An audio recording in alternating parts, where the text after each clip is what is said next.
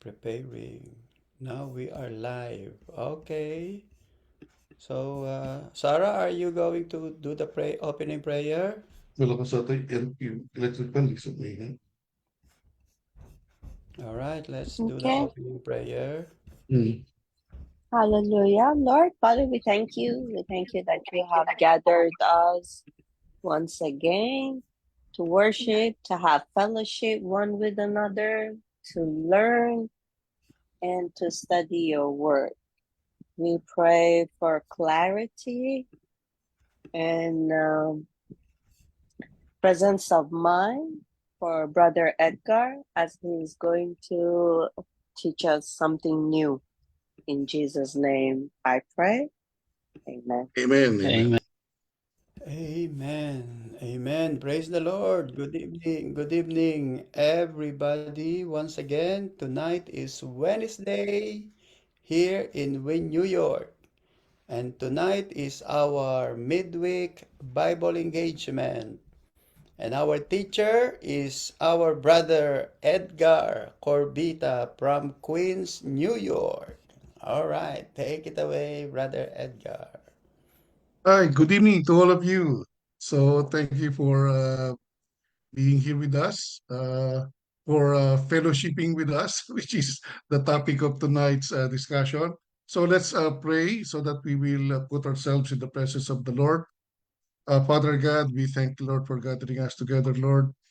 Honor you, Lord, by studying your word. Lord, we worship you, we glorify you, we honor you, Lord. But we ask for the forgiveness of our sins. Have mercy on us, Lord. We claim your promise of forgiveness, Lord. So tonight, Lord, we allow us, Lord, to focus, Lord, on your word, to remember, Lord, what we will be learning today and to apply it in our daily lives. Teach me, Lord, what to say, not to say.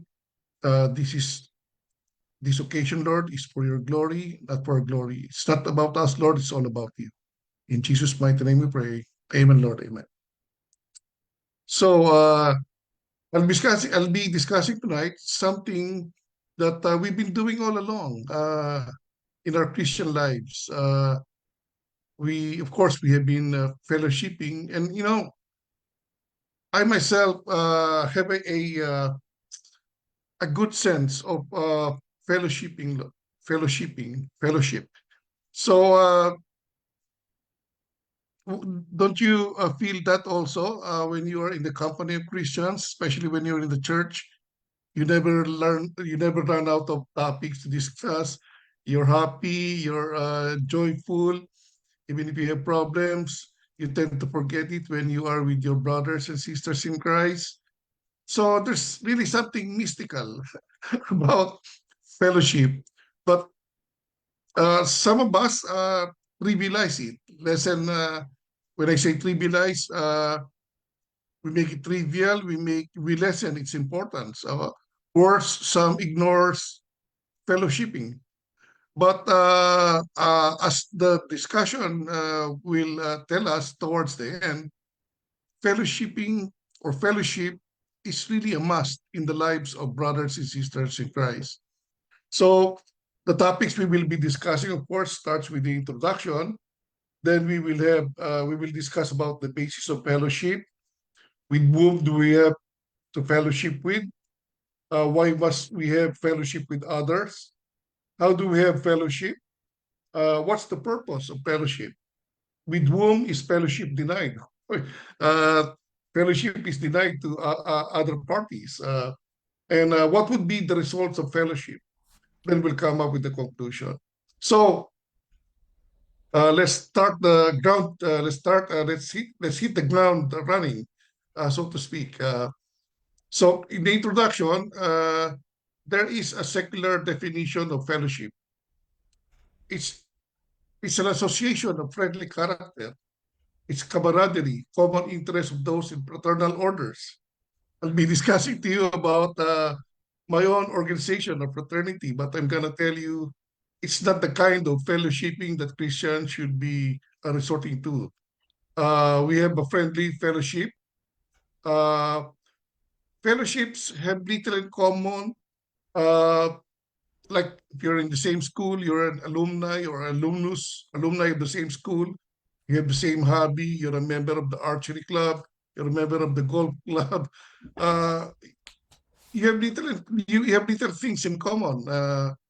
But Christian fellowship is far more inclusive.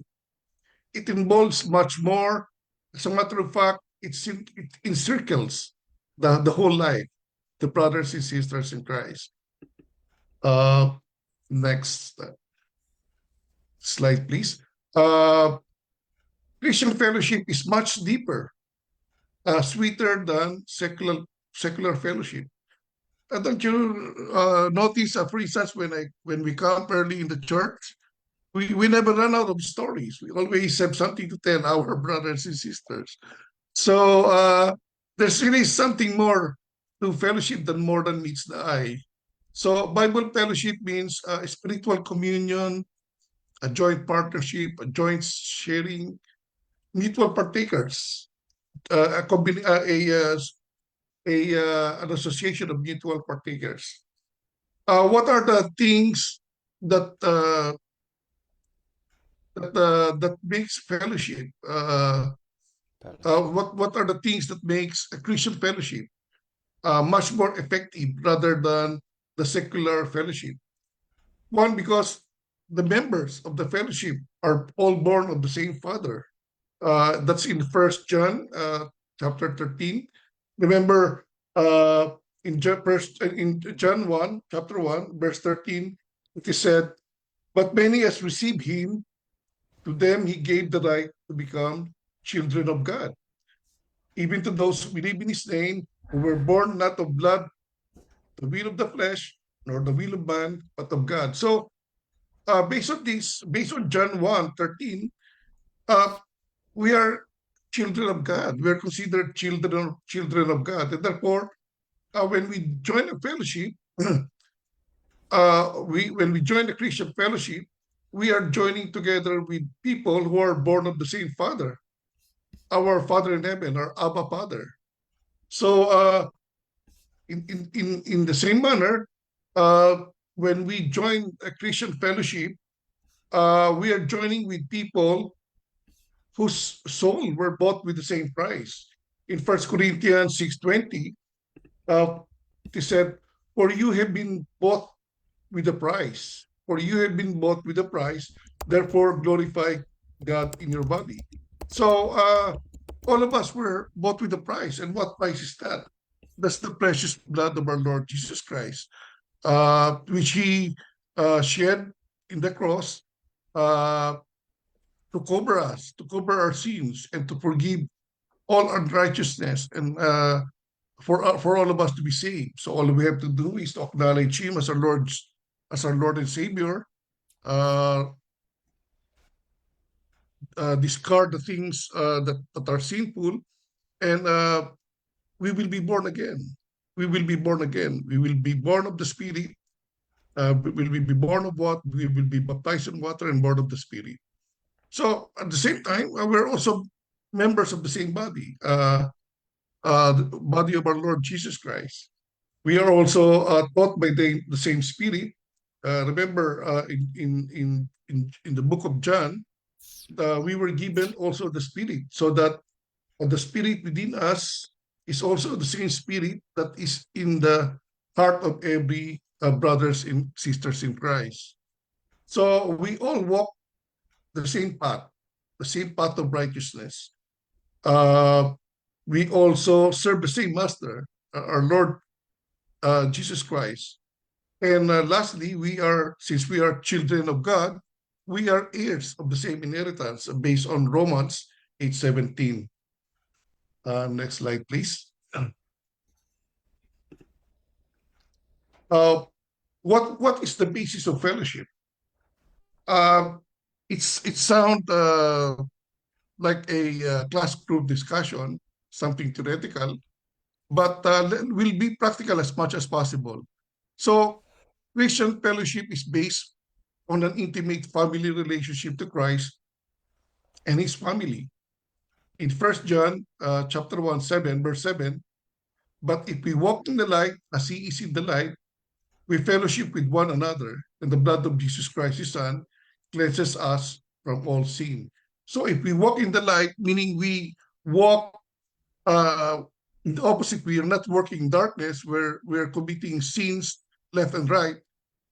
When we walk in the light, uh, everybody sees us, and the Lord Jesus Christ see us. So we tend not to commit sins, so that we will be sharing the same light as Jesus Christ is under.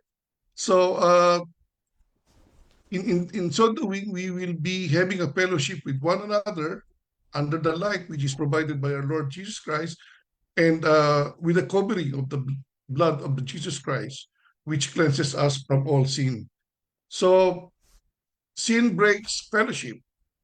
However, fellowship can be restored by repentance and confession.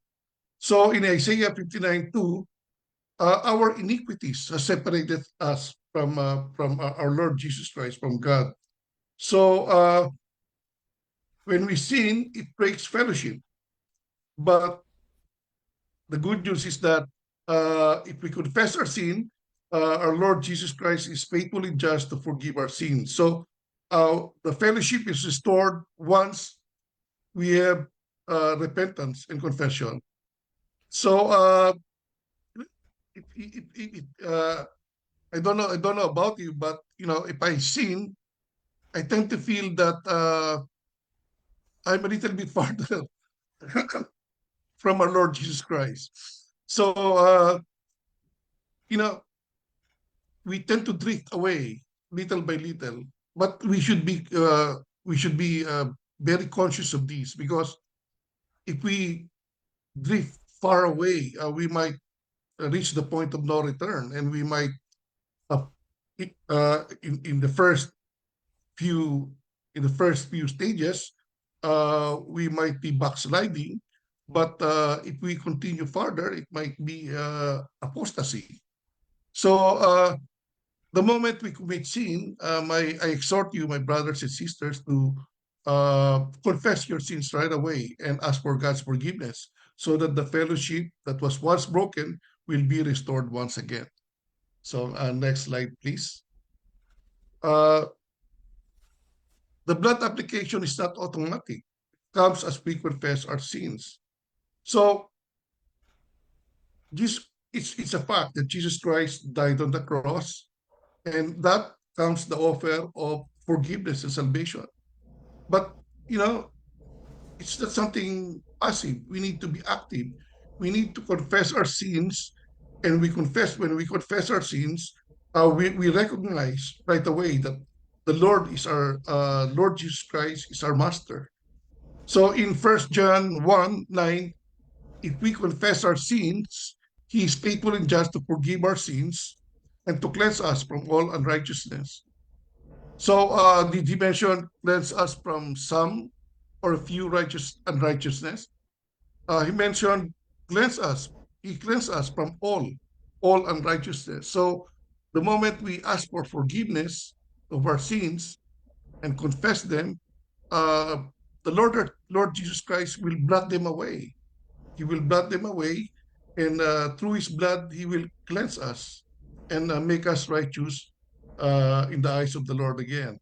So, as I discussed in the previous, as I discussed in the past, uh, there is now no condemnation in our Lord Jesus Christ. Uh, there is now no more condemnation. As a matter of fact, we are being justified. We are being justified day by day, day by day. Justified does not mean we're just being forgiven, but it also means that we are being clothed the cloth of righteousness when we are justified. Uh, Abraham believed the God. Abraham believed God, and to him that was credited as righteousness, or he was justified. So going back to our discussion on fellowship, agreement provides fellowship. Of course, in Amos 3, in Amos chapter 3, verse 3, it is said, Can two walk together unless they agreed? So it could be a coincidence.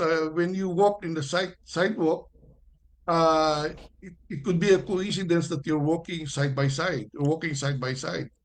But is there an interaction in that? No. So the Lord Jesus Christ is saying, when we fellowship with one another, it's just like two or three agreeing to be together and to do something for one purpose, and that is to glorify God. So next slide, please. So when you fellowship, you must be agreed on one, the place of meeting, which is the venue. And of course, our venue is the cross. It is through the cross that the cross is something that's common to us, because we look at the cross and see our Lord Jesus Christ uh, shedding his blood so that our sins will be covered by his blood, and that when he died, we will die with him also, and we will be resurrected at the same time with him. Uh, we are just like our Lord Jesus Christ, he died, and just like us, we died to our sins. We died to our sins, and we are made alive again when we are forgiven and justified. So, what is the direction of our fellowshipping? It's one direction only, heavenward, or going to heaven. That's our objective, and our goal is holiness, holiness with Christ. When we say holy, we are refraining from our sin and making ourselves blameless, holy, or separated from the others, because we are not committing any more sin. And the pace or speed of our discussion when we are in fellowship is dictated by our Lord Jesus Christ, and we must follow that. So when we have fellowship, we have fellowship for a status for our status has changed from that of an enemy to a fellow citizen of that heavenly land. So from an enemy of God, when we used to work in darkness, we were considered enemy of God because we are committing sin and we are drifting very far away from Him, or we are uh, we are proud. God is opposed to the proud, so let's be careful about that. If you want to become an enemy of Christ, just be proud. And uh, the Lord said, God is opposed to the proud, but gives grace to the humble. So next slide, please. So the question we should think about, my brothers and sisters, is that whom do we have to fellowship with? So the clear answer, of course, is our Father and Son. Uh, as I mentioned to you, I'm a member of our organization, a fraternity, but little do I recognize our Father and Son among the brotherhood. Uh, it's a fraternity of lawyers, those students, and people are proud. People, some are well-to-do. So it's not something that's centered on our Lord Jesus Christ. It's something that's centered on the need to be with one another, to exercise influence, to prove something to the society. But as I mentioned to you, that's not the kind of fellowship that the Lord would bless. So we are born into God's family, and now as a real member of the family, we have a heart-to-heart relationship. So as I mentioned to you earlier, in the book of John, first chapter, we are considered the children of God. So if we're children of God, we are brothers and sisters, and we can have a heart-to-heart fellowship with one another under the auspices of our Lord Jesus Christ. In 1 Corinthians 1, verse 9, God is faithful, by whom you were called into fellowship of His Son, our Lord Jesus, our Lord Jesus Christ. So we are called into a fellowship. We're being called into a fellowship with our Lord Jesus Christ. So is it not that a very wonderful offer for us to fellowship with our Lord Jesus Christ, our Savior, our provider, our omnipotent and omniscient God, omnipresent, the author of our salvation? Is it not a good offer for us to be called into fellowship with our Lord Jesus Christ? So we are also having fellowship with our fellow Christians, with our brothers and sisters. Christians love to be together. In our church, we love to post in a picture taking. That's one thing I recognize in our church. Not only in our church, but last Saturday I realized that people in Maryland also, they're fond of taking pictures of themselves and posting it in the media. And when we fellowship, we talk together, we pray together, we sing together, we laugh a lot. Uh, we love to share good stories, and we not only that, if there's something tragic that happened, we like to sympathize with our brothers and sisters who encountered such tragic event, like we said, the death of a loved one, sickness, etc.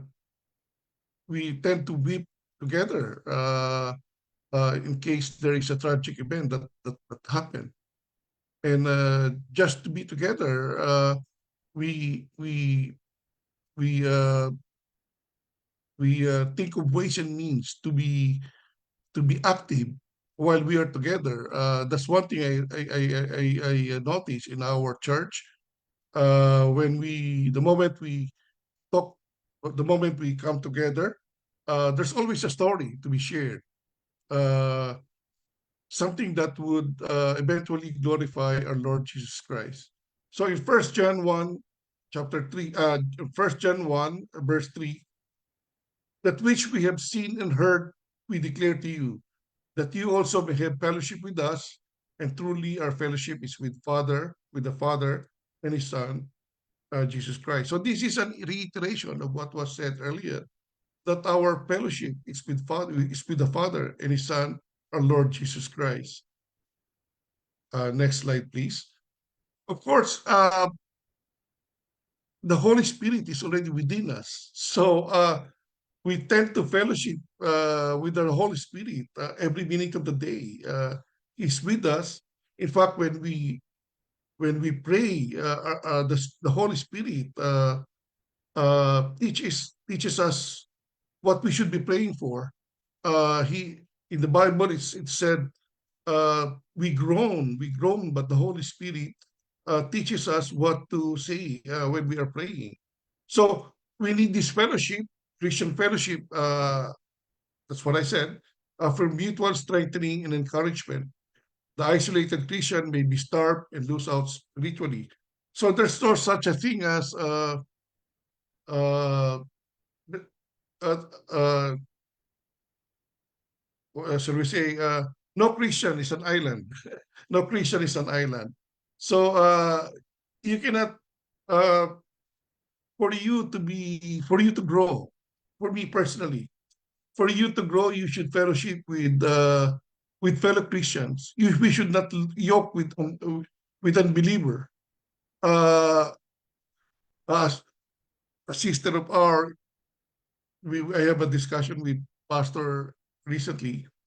A sister of ours is having a friend who is a Mormon, and she's we noticed that she has gone cold fellowshipping with us.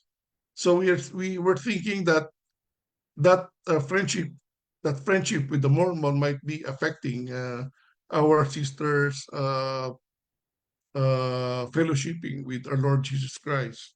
So that's one of the purpose of the fellowship, for us to prevent another fellow Christian from backsliding, or we tend to invite him, offer him to rejoin the church.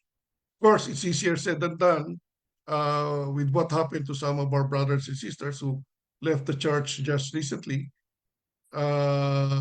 Merong tampo-tampo dyan, merong siguro they got hurt, but it's up to us to offer the path to righteousness by welcoming them again in a fellowship. So first, seek fellowship with the Lord in prayer and Bible reading in the morning. Most of us are doing this because I can see people responding to our pastors' published interpretation of the daily chapter reading.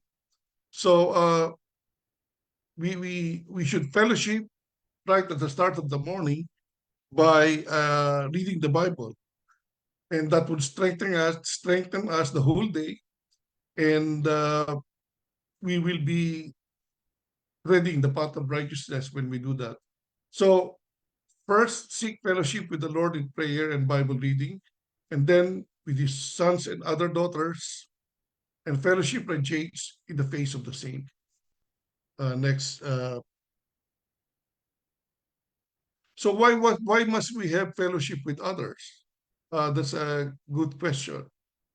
Well, this is something that is self-explanatory, if you will ask me, because why do we go to the church in the first place?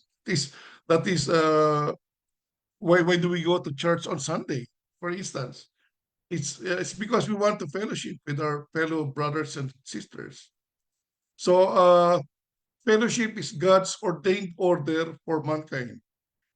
God created man to labor 6 days and to be free to rest, fellowship, and worship on the seventh day. So just as pastors are ordained, is so is fellowship being ordained by God for us to do. In Hebrews 10:25, we should not forsake the assembling of ourselves together, as the manner of some, but we should exhort one another, and so much more as you see the day approaching. So this is a very uh, very nice passage. Not only are we being exhorted to fellowship with one another, we are also being told that we should do it because uh, the day is approaching. The you can if you watch YouTube, see what all the pastors are saying, are discussing. They're discussing about the end times. So it's not a matter of coincidence. It's not a matter of conspiracy. It's it's it's very obvious from what's happening in our current events that the end times is just around the corner. So the Lord said we must not forsake fellowshipping, all the more that we see the day approaching, the end times approaching. So we need to fellowship because we need to hold on to each other in each other's belief that uh, we should be holy and blameless, and we should be saved so that we will be raptured together and find ourselves together in a in heaven, where there is a lot of fellowshipping with one another that has got to be much more exciting. Our fellowshipping here on earth is pales in comparison with the fellowship that we will be having when we are in heaven. You can read the last chapter, the last few chapters of Revelations, and that was one of the revelation to John, that the new Jerusalem, it will come down, and all of us will be there worshiping God day and night, day and night, and it's an exciting time, and we should not lose sight of the fact that we're almost there. We're almost there. So our fellowshipping with one another should always discuss about heaven. We should be heaven bound by this time, and if we are still in the stage wherein we are vacillating or we are double minded, it's about time. It's about time that we should make a decision to to accept the Lord as our Lord and Savior, and for us to start fellowshipping with the other brothers and sisters. So the next slide, please. Uh, God recognized this principle in creation. It's not good that the man should be alone. So I will make him a helper to meet for him. So the notation in the material is that this refers not only to marriage, but it is equally true in Christian growth as well. So it's just like a figure of speech, uh, a man and a woman. So in the same way, we need one another. We need one another because it's not good for man to be alone. So if you're alone, you have a tendency to commit sin. You know why? Because there's a lot of temptation. For instance, if you just watch the TV, you watch the YouTube, there's a lot of sinful media in there. And if you are addicted to the media, if you're addicted to the TV, chances are you'll find yourself watching something that will not glorify God. And like husband and wife, they are accountable to each other. I am accountable to my wife, uh, and I appreciate that. My brothers in the fraternity, they call it under desire when I am very close to my wife. But you know, we all know that it's not true. We know that we need to be close to our wife because they are a good accountability partner. So it's not good that man should be alone. Uh, uh, we should be fellowshipping with one another so that we will be exchanging views on how we are living a Christian life.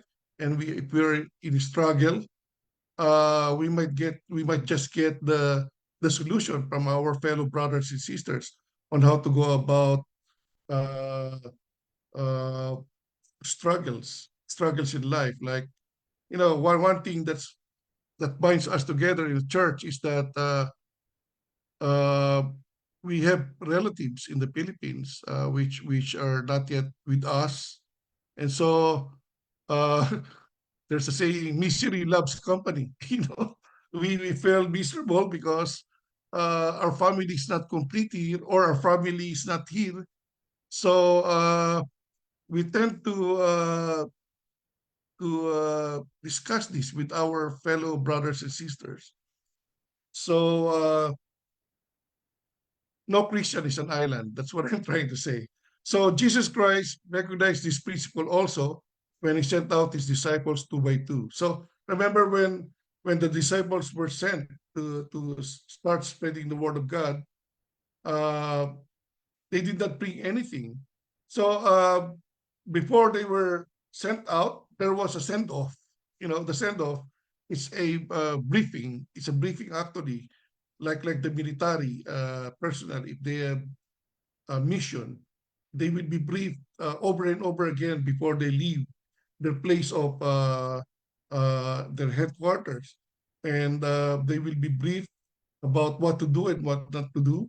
In the case of the apostles, they were told that they will be given the power to over unclean spirits, and that they should bring nothing except their sandals and tunic, and they're not supposed to bring a lot of things. Uh, if they are not welcome in the place where they started to evangelize, they will just have to remove the dust from their feet and go on, move on to another place and start evangelizing once again. So, but to cut the long story short, before they were sent off, there is a discipleship. There is a fellowship that took place. So, next slide, please. Brother Ed, can I share? Yeah, yeah, sure, Pastor Mike. Yeah, so during the time of Adam and Eve, we know that the commandment was given to Adam, and Eve did not receive the right instruction coming from the Lord not to eat the fruit of the knowledge of good and evil. However, the enemy, Pastor Freddy, just correct me, Pastor mali ako, Pastor. So Eve was an easy target of Satan. But when you are walking in faith together with other believers, which is the essential component of fellowship, someone would actually remind us or tell us that we are either number one, doing the right thing, or number two, not doing the right thing. And so this is where mentoring is also important, because it builds up. When we say fellowship, we can't be having fellowship with yourself. You can't be in a relationship. It's not a monologue that once you talk, you also respond to yourself. That's not how it works. A dialogue means someone is talking, someone is encouraging you, and another person also receives the message. When someone is sharing or preaching or proclaiming or encouraging others, the other party receives the information. So when we have a fellowship with other believers, like in a case of Sunday service, we receive a message coming from the Lord through our speaker. Mostly it's Pastor Freddy. We also hear an direct testimony coming from our brothers and sisters, how the Lord had been working in them and with them and through them in various capacity. And then um when say reunion, it's an agreement. It's an like what you mentioned earlier. So a fellowship, it's an agreement to walk together closely. In the purpose of building, number one, your relationship with God, and number two, establishing also a good relationship among fellow believers. That I am committed and accountable to God, just as I am accountable to you. You're also accountable to me. So that's the body system. In the place where I work in the education system, I'm a mentor. So whenever there is a new teacher who gets in the building, so zero teaching experience, I am a designated a mentor of the board of ed. So I train new fights how to be a teacher, what's expected of them, how to navigate the various, responsibilities. If this structure had been placed in a secular world, then God has even a better structure in place so that all of us will work together in the ministry and become effective in the ministry that God has tasked us with. Yeah, I totally agree with that. Uh, Mentoring is a good thing. I just wish we have the same in our in auditing firms. But sadly, in the auditing firm, once you enter, it's a competition more than anything else. And if you're competing with one another, with the other, there is tendency for mentoring to be disregarded. So I also agree that when you are in a fellowship, it's just like there's a meeting of the minds. There's a contract. There's a meeting of the minds for us to be bound by a certain thing, by a certain relationship, which is our relationship with our Lord Jesus Christ. So I totally agree with what Pastor Micah said. So how do we have fellowship? It's not really difficult. In the Philippines, the church we're going to is named Christ Commission Fellowship. Uh, so the the theme of the organization is the last chapter of the book of Matthew, which says, "Go." The Lord said, "Go and make disciples of all nations, baptizing them in the name of the Father, Son, Holy Spirit." There's another church by the name of Green Hills Commission Fellowship. So when you are in a church, it's already a fellowship. because you are uh, in a group where the purpose is to glorify God, to worship God. So uh, it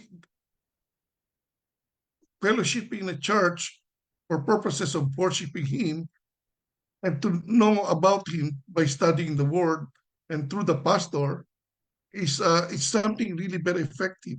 You know, uh, that's why there was a time when there was a time when we were in pandemic. By that time, on that during that time, do you consider uh, communicating with each other through the Zoom or other media? Do you consider it much preferable than the fellowshipping whereby we are personally meeting each other face to face? Of course, we prefer to meet each other face to face because we enjoy each other company. Why? Because Jesus is the center of our life, center of our relationship. If our Lord Jesus Christ is not the center of our relationship, the organization is just we call it in Tagalog, barkadahan lang yan, barkadahan, or it's, it's just uh, uh, probably an attempt to be friend with one another. But if we are in a fellowship worshiping, it's something different. It says the Matthew 18:20 says, "For if two or three are gathered together in my name, I am there in the midst of them." So we tend to forget these verse. But when we are together, when two or three are gathered or more, uh, we should always we should always make our Lord Jesus Christ as the center of the discussion, or the center of the fellowship, so that our Lord Jesus Christ will be in the midst of us, will be in the midst of us. So that's one way of inviting our Lord Jesus Christ, because this verse is full of promise. It's we cannot just disregard this verse just because it just speak of gathering, but it speaks of gathering in our Lord's name, and when we do that, we are inviting our Lord Jesus Christ to be with us. So there is also fellowship not only in Sunday worship, but also in Sunday school, in prayer meetings, in Bible studies, in testimony meetings, in street evangelism.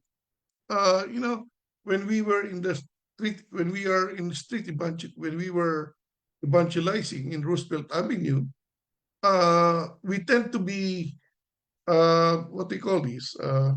We tend to be we tend to acknowledge the fact that our association there is for purposes of glorifying God, and we're very glad we are into it because we know that God uh, blesses us because we are blessing Him by spreading the word of God, by saying when we give the track, we say, "Oh, Jesus loves you, God loves you, God bless you," and some people when we say that, they are surprised. Why don't we mention that? Probably that's the first time they've heard that Jesus loves them. So anyway, students in colleges and fellowship in group Bible study and small prayer cells. So when I was in college, we tend to attend a Bible study in Claro and Recto. Uh, it's I was surprised. I came from a Catholic school, and I'm really wary of this group. But the moment I joined them, they spoke nothing except something extracted from the Bible. So I was I was I was uh, I was glad that I joined them because I started knowing.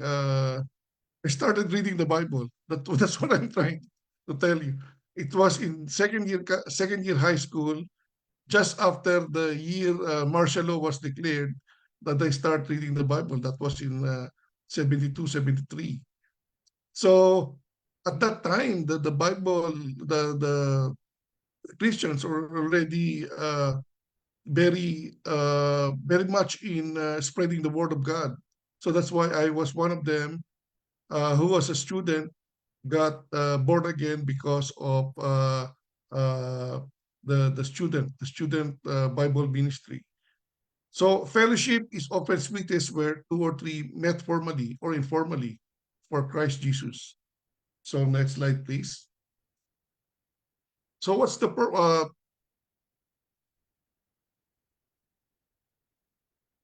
so how do we? Oh, okay, sorry. Okay, let's continue. How do we have fellowship? You know, the early Christian thrive on fellowship. They considered it absolutely essential. So we don't have to go further. If we look at the books of Acts, uh, right after the apostles were given the power of the Holy Spirit, they started preaching.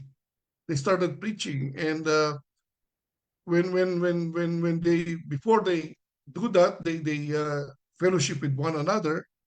Uh, in Acts 2:42, they continued steadfastly in apostles' doctrine and fellowship, in breaking of the bread and in prayers. So I forgot, Pastor. Well, how do we describe these verse? Is it Acts 2:42? Yes, Apostles' doctrine. this is Acts 2:42. So Acts it's the Acts of the Apostles. yes. So the apostles during the early this is the post-Christ era, meaning Jesus Christ has already uh, uh, ascended to heaven, and the Christians, the apostles were given the power of the Holy Spirit, and so they are very bold and steadfast in discussing the Lord's doctrine, and they are fellowshipping with one another. So they commemorate the death of Christ by breaking the bread, and of course they pray together. Uh, when you pray together, when you pray, there is something in it, something in it when as compared to one person just praying. So when people are praying together, it's much more effective. Yes, and also the the effective prayer of a righteous person avail much.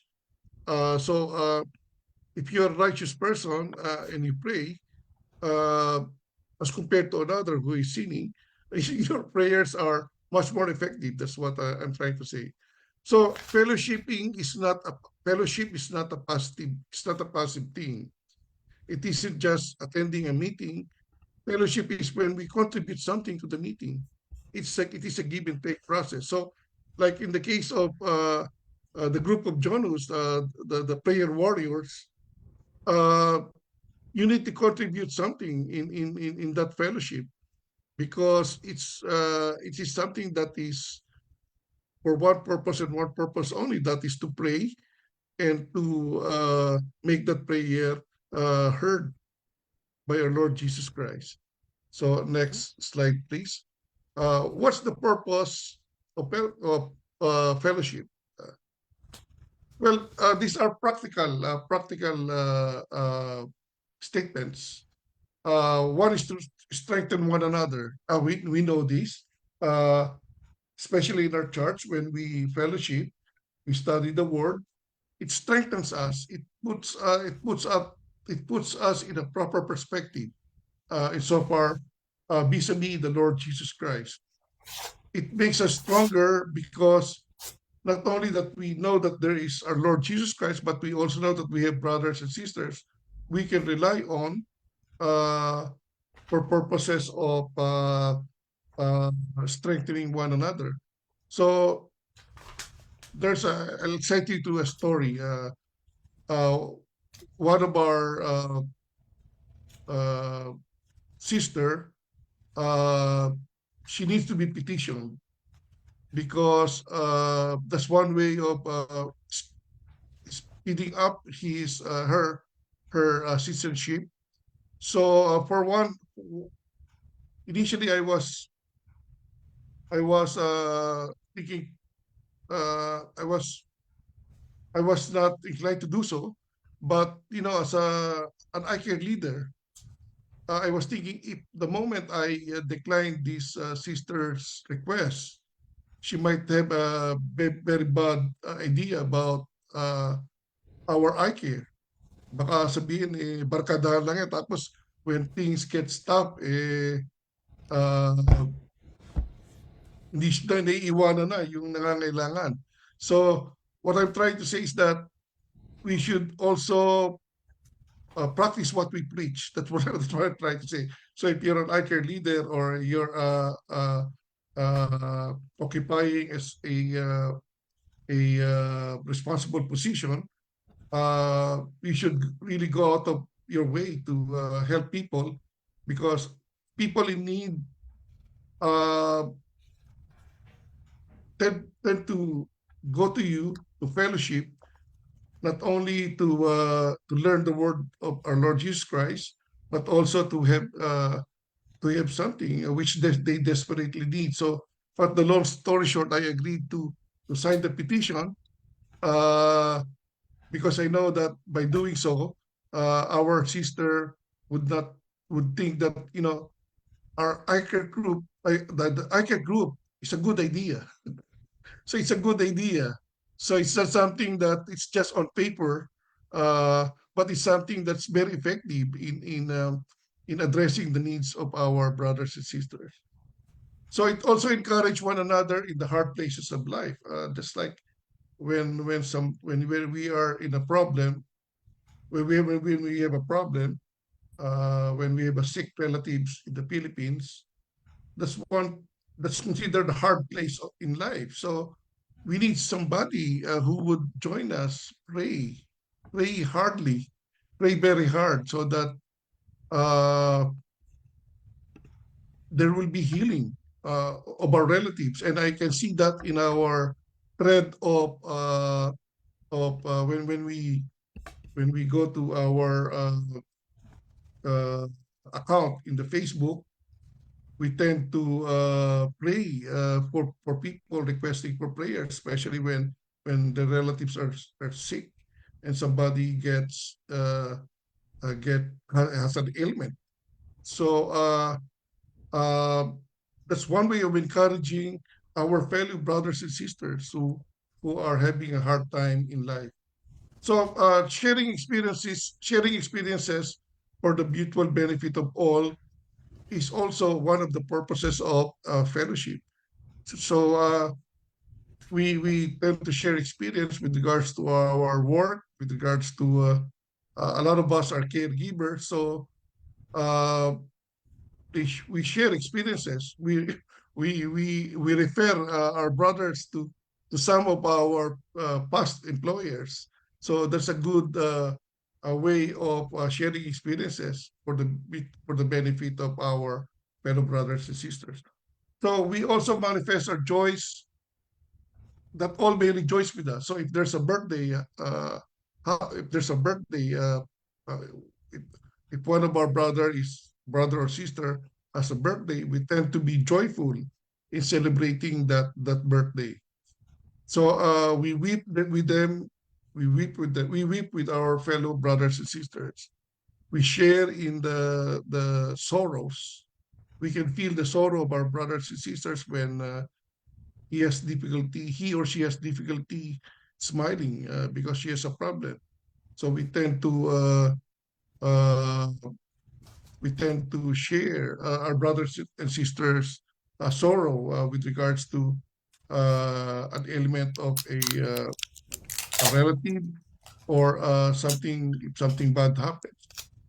So we also enlighten the weaker brother in the mysteries of the Word of God. So this one we do by Bible studies. When we do Bible studies, we tend to share what we already came to know from our pastor, Ferdy. And, you know, all through these years, we have accumulated knowledge about the Bible, and we need to disseminate them to our brothers who are just starting. So, fellowshipping is also one way of exhorting a backslider to return to the Lord. So, you know, the Bible says we should not be yoked with unbeliever. But what I'm trying to say is that if we have a brothers and sisters that are drifting far away from the church, it is our duty and obligation to encourage that brother and sister to go back to the church and enjoy fellowshipping with us. So the next topic is, with whom is fellowship denied? Okay. So fellowship is not for everybody. I mean, fellowshipping with our Lord Jesus Christ is not just for everybody. One that is disqualified from joining our fellowship are the devils. You know, uh, this would include those quack doctors, those spirit doctors, necromancers, spirit mediums, all forms of demonism or spiritism. So in 1 Corinthians 10:20, it is said, rather that the things which the Gentiles sacrifice, they sacrifice to demons and not to God. And I do not want you to have fellowship with demons. So uh, when we go to a spiritist and ask the spiritist or the fortune teller to tell us what's going to happen to us in the next few days, next few months, what's going to be our future, we are not talking to God. We're not talking to God. Some say you're talking to the devil because only God knows about your future, and it's not your business to know what your future is gonna be. Because we just have to we just have to have faith that our Lord Jesus Christ would give us a good life. You know, we should always remember Romans 8:28. God causes all things to work together for the good of those who love Him, those who are called according to His purpose. So one way or the other, we will have ups and downs in our lives, but God causes all those things to happen. God causes all those things to happen uh, for the good of those who love Him, those who are called according to His purpose. So the others that are denied fellowship with our Lord Jesus Christ are the fruitful works of darkness. These would include nightclubs, liquor outlets, criminal gangs, atheist clubs, communist cells. You know, these things sound like a taboo to us nowadays because we've been exposed to the light. And sad to say, I was in the darkness before. I joined the fraternity. First time I joined the fraternity, I was thinking, they told me it's just like a Rotary Club, something like that. But when I was there, they started beating me, black and blue. So, so that's the initiation. For us, we are being initiated to our Lord Jesus Christ. We are being baptized. We are being evangelized. We're exposed to the Word of God. But you know, in that fraternity, the initiation is violence, and not if the sad thing does not only happen there. It happens when you're already a fraternal brother. Every time you go out, you commit a lot of sin. You know, one the center of your discussion is not our Lord Jesus Christ. The center is, you know, these are lawyers, so these are proud people. These are people who thinks they can always do away with the law. You know, we in that fraternity, uh, we were we were being beaten black and blue. I know that one of these days, one of those days, one person will die because, you know, when you beat somebody, it depends upon his the status of his body and also the mind. So lo and behold, one day I was about to join an initiation, but I was stuck in. For one, I came from I was studying MBA, so I was already going home late at night, and I was stuck in the traffic. But my intention was to attend that initiation. You know what happened? I because of the traffic and because I was tired coming from the MBA school, from the graduate school, I did not attend the initiation. But during that initiation that day, somebody died, and all of those who are there in the initiation were charged with homicide.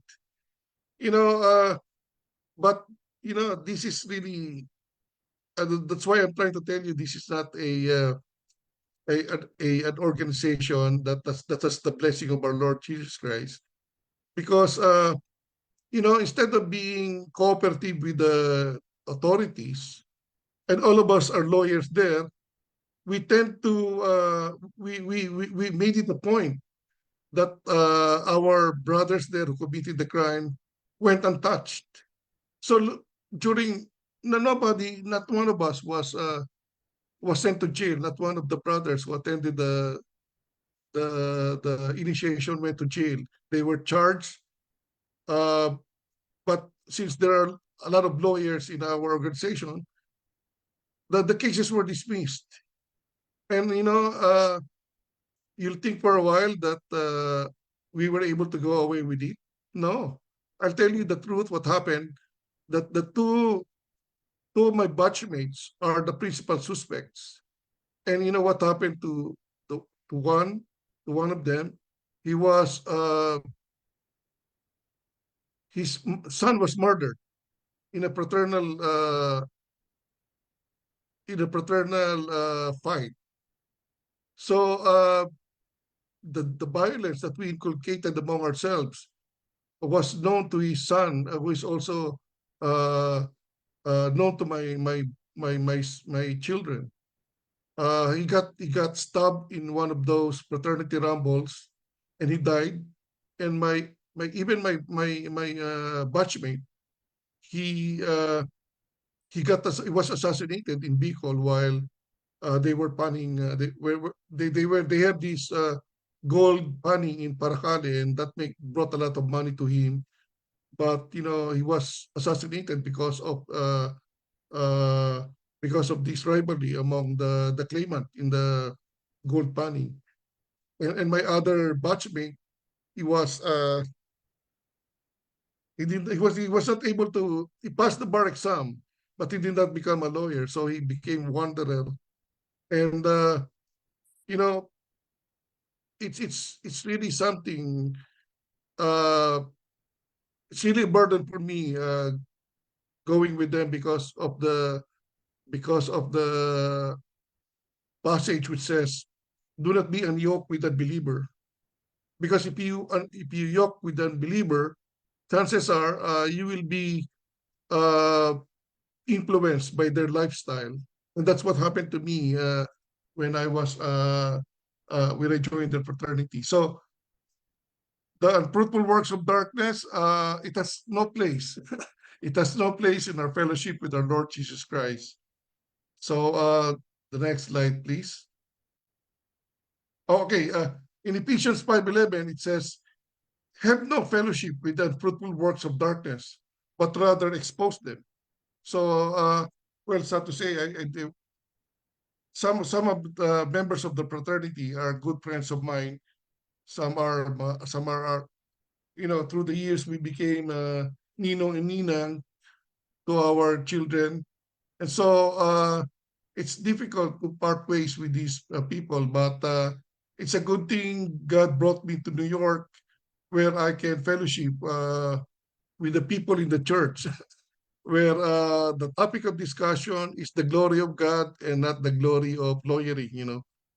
Not the glory of making money through lawyering. So the other thing that you encounter while you are in fellowshipping with these lawyers is that you have a tendency to discuss things that are unlawful, like for instance, since we have a lot of brothers in the Bureau of Internal Revenue in courts, we tend to be uh, brokers rather than lawyers. So we tend to get cases. We promise the client that we will take care of it. They give us money, and the case against them is gone through our influence, through our relationship with some of the brothers who are working in the Bureau of Internal Revenue or in the courts. So it's not something that really edifies God, but these things are happening, sad to say, in our judicial system in the Philippines. So the other people that are denied fellowship in the Christian fellowship are the unbelievers, the unrighteous, the dark, those who are working in darkness and evildoers. So in 2 Corinthians 6:14, it is said, do not be unequally yoked with unbelievers. For what fellowship has righteousness with lawlessness? And what communion has light with darkness? So this is the one I was trying to tell you earlier.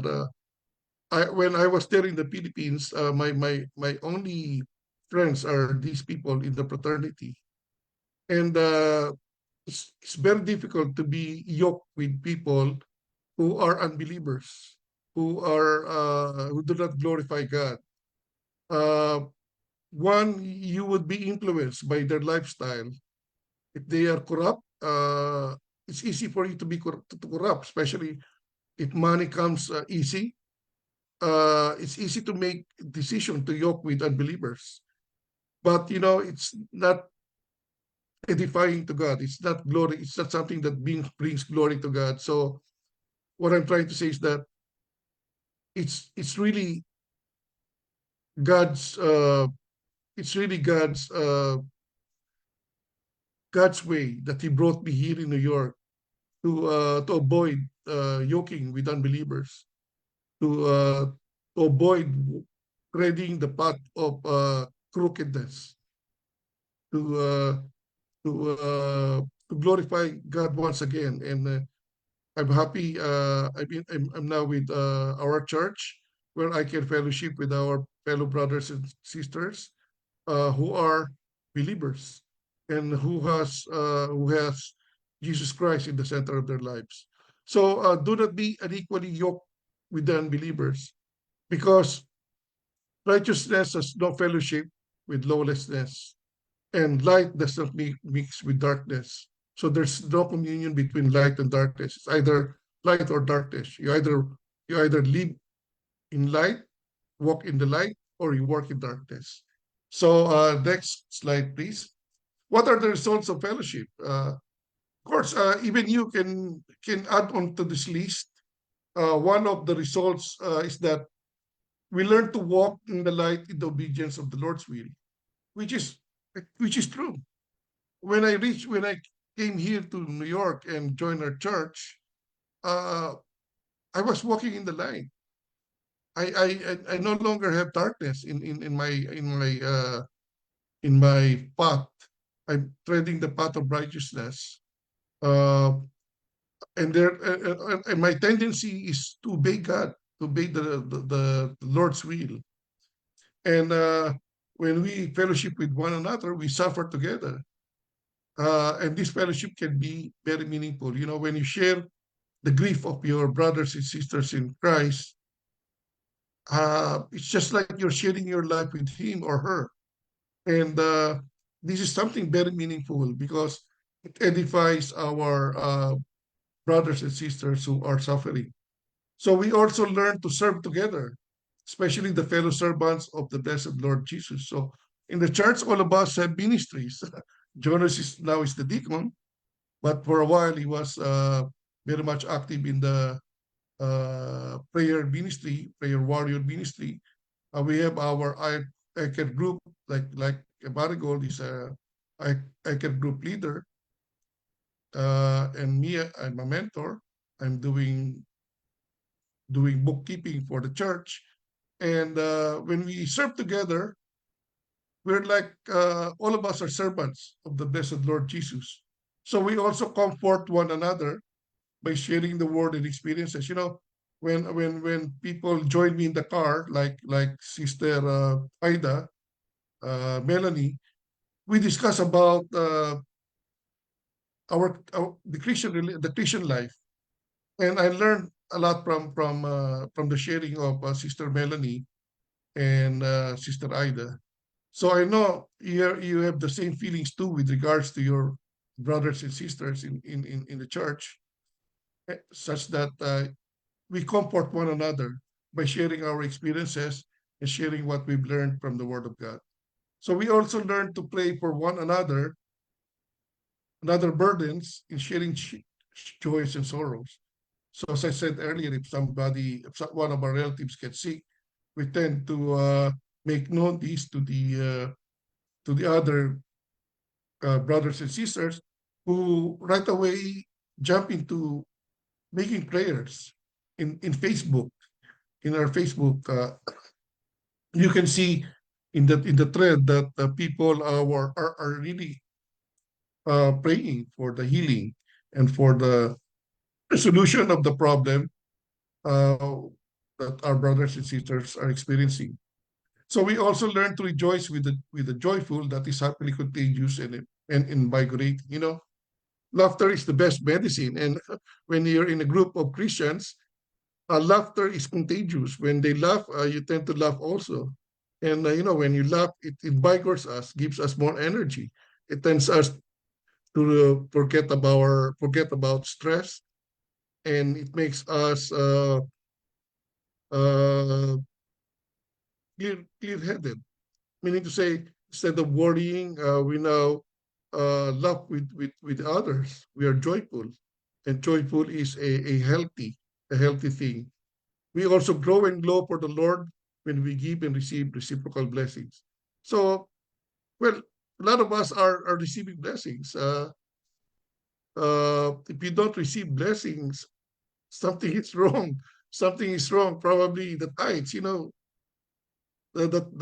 Malachi, the book of Malachi is a lot of promise. When you give your tithes, God will open the windows of heaven and shower you with blessings until it overflows. So what I'm trying to say is that if you're not receiving any blessings at all, something's really wrong, because the purpose of God is really to bless us, to provide for us.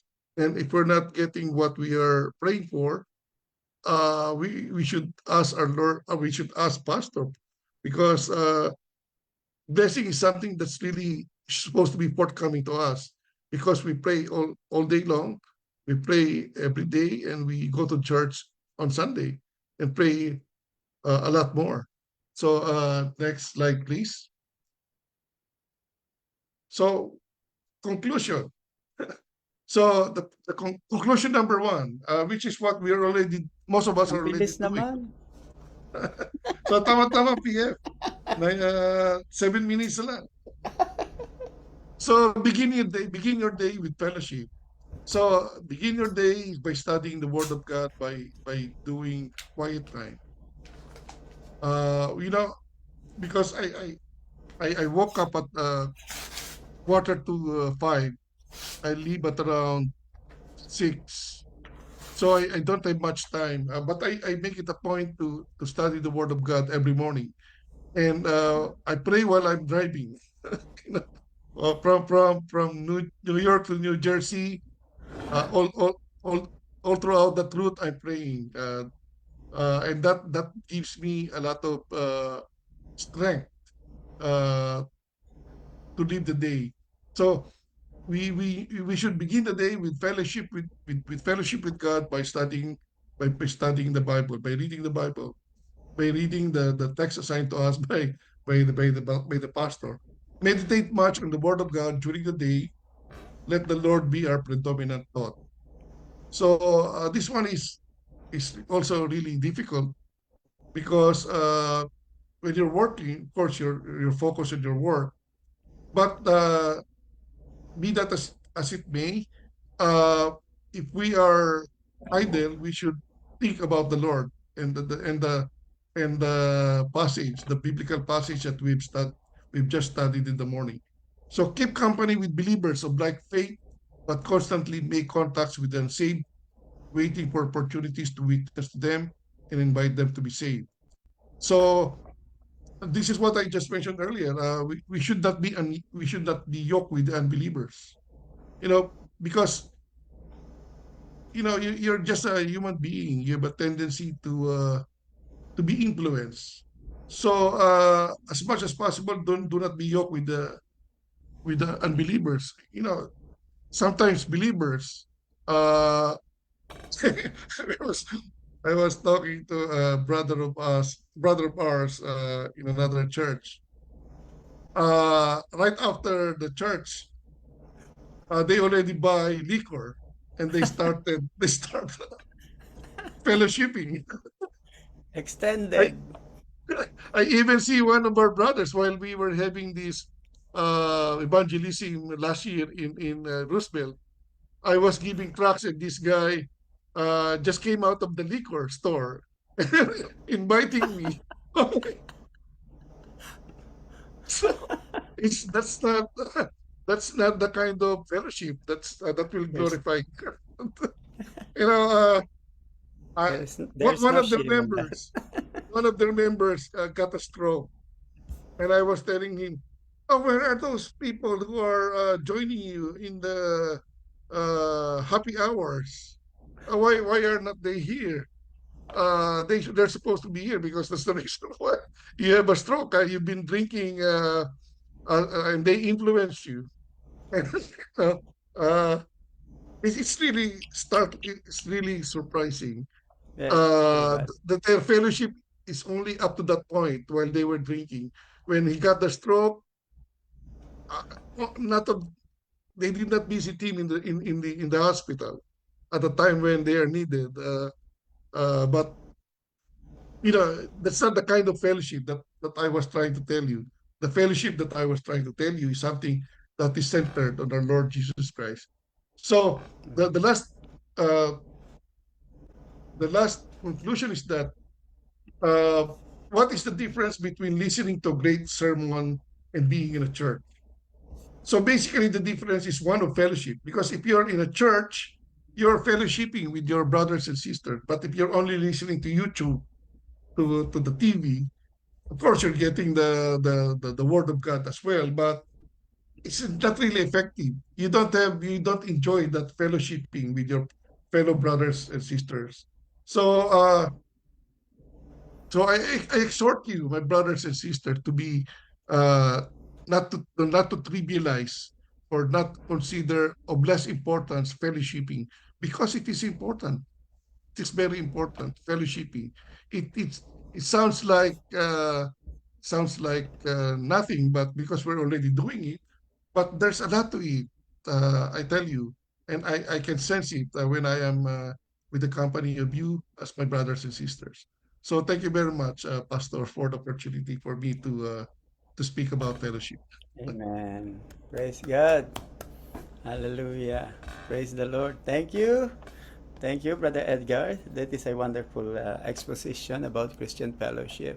So, before we close, I just want to add or to emphasize the importance of Acts chapter 2, verse 42. Too. Okay, you have read that. And there are four things that we should never ignore. Acts 2:42. Number one is apostles' doctrine. So please, Number two is fellowship. fellowship. Number three is breaking of the bread. And number four is prayer. Okay, when you ignore fellowship, you ignore everything. All right, that's why as long as you are alive in Christ, never ignore these four things. Because if you will go and attend the church fellowship, it means you have apostles' doctrine. So you're already two. Okay, so in attending fellowship, you have apostles' doctrine. And then you have breaking of the bread. Okay, that's the time that you can commune, you can ask God's forgiveness, you can be sincere with God because you know you will be convicted by the Holy Spirit to cleanse yourself before partaking the elements of the body and blood of Jesus. And then number 4, we do prayers on the Sunday fellowship. Okay, we have that. Okay, that's why it is important. And if you will do that, do you know, Brother Edgar, the reason why the Christians grow significantly because they follow this 4. They follow this 4, and that's the reason why church continue to grow until today for the past 2,000 years. Although there were enemies, opponents, the devil tried to destroy the church. But because the Christians are persistent for these 4 things, they were able to maintain and they continue to grow. So look at us. We are the beneficiaries of that. We are the recipient of this. So the things that they did, we continue to do in our generation. So we grow and grow and grow and grow.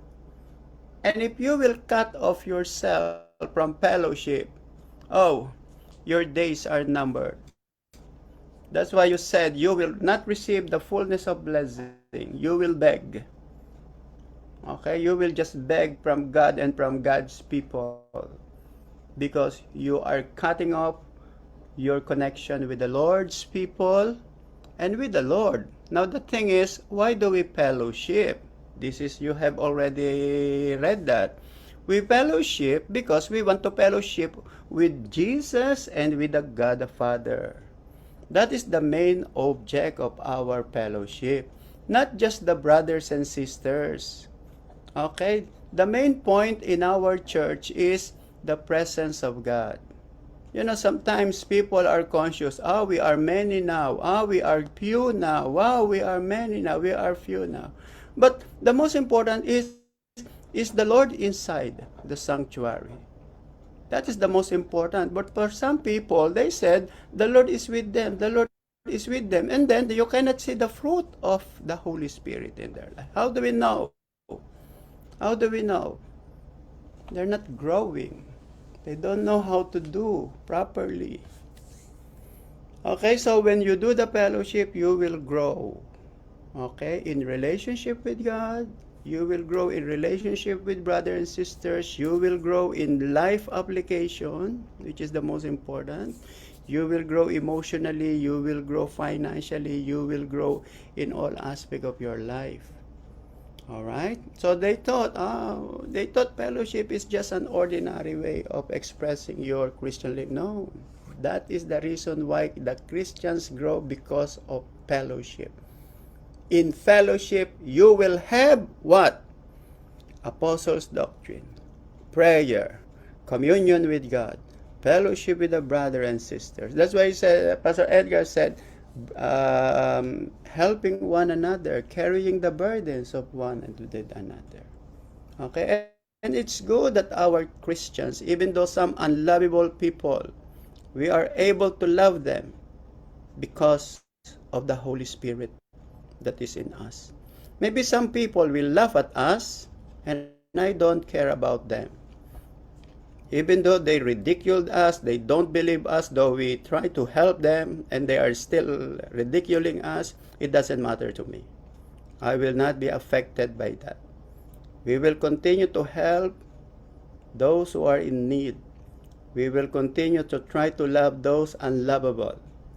We will continue to text them, to call them, because we are people of God, and our fellowship is with God the Father and with the Lord Jesus Christ. Now, for some people who are not interested in fellowship, we will continue to pray for them that God may touch their heart.